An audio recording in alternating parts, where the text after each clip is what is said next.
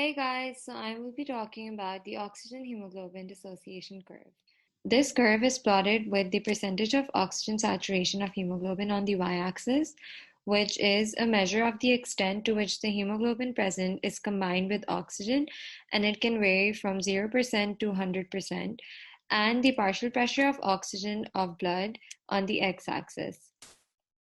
It is a sigmoid-shaped curve, and this is because the binding of the first oxygen molecule increases the affinity of hemoglobin to the next oxygen molecule.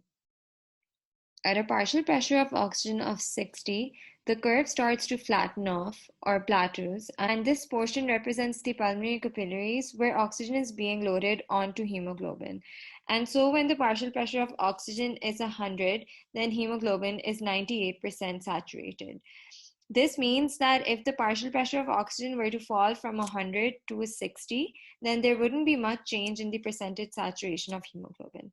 The sloped portion between 0 and 60 represents the systemic capillaries where oxygen is unloaded to the tissues. So the blood arrives in the tissue capillaries at a partial pressure of oxygen of 100 with 98% hemoglobin saturation, and it unloads its oxygen and decreases to approximately 75%. Although the major factor determining the percentage hemoglobin saturation is the partial pressure of oxygen of the blood, other factors also affect the affinity between hemoglobin and oxygen. These factors include carbon dioxide, pH, temperature, and 2,3-BPG.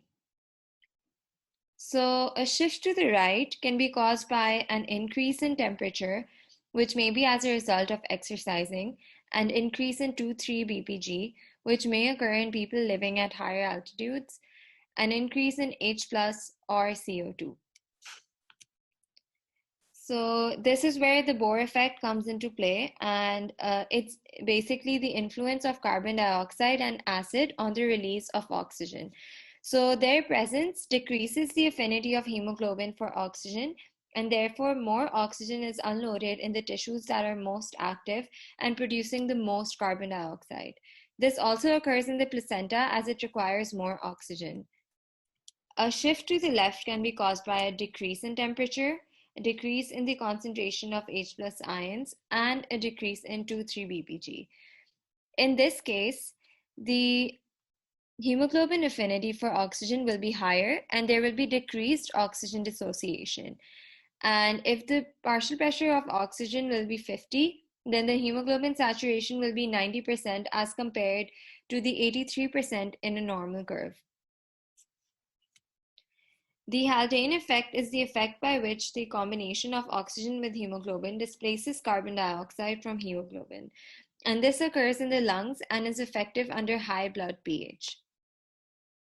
Factors that are favorable for the formation of oxyhemoglobin. These factors include the high partial pressure of oxygen, the lower partial pressure of carbon dioxide, decreased H plus concentration, and decreased temperature. So there is increased formation of oxyhemoglobin, and this behaves as a strong acid.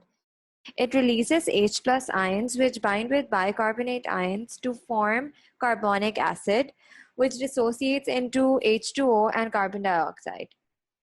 So the formation of oxyhemoglobin facilitates the release of carbon dioxide in the alveoli. So this diagram shows the oxygen dissociation curves of normal adult hemoglobin, which is hemoglobin A, fetal hemoglobin,